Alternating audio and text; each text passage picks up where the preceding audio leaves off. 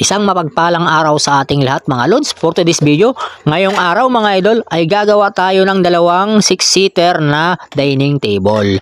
At dito mga idol, pinapalitan ko na pala yung bala ng ating grinder na pang cutting disc. At gamit ang grinder mga idol ay ating tatasahan yung lapis na ating gagamiting pangguhit mga idol. Saka tayo magsusukat ng mga tubular na ating puputulin mga idol.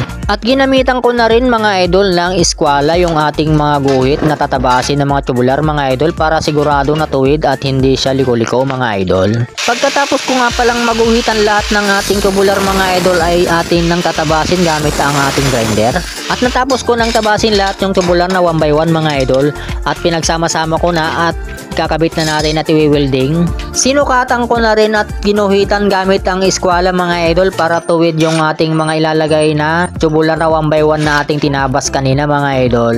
At ang materialis na ginamit natin mga idol ay 1 and 1 and a half by 1 and a half tubular at 1 by 1 tubular at 60 by 60 na tiles mga idol.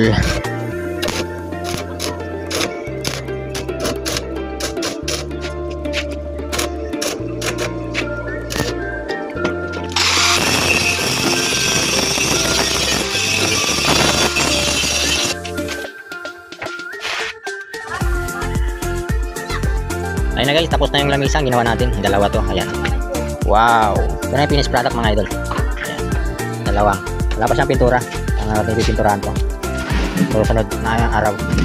Kung nagustuhan nyo ang video natin ngayong araw mga lods, paki-like at share at huwag kalimutan mag-follow at mag-comment sa ibaba ng video natin. Maraming salamat po. See you my next vlog. Bye-bye!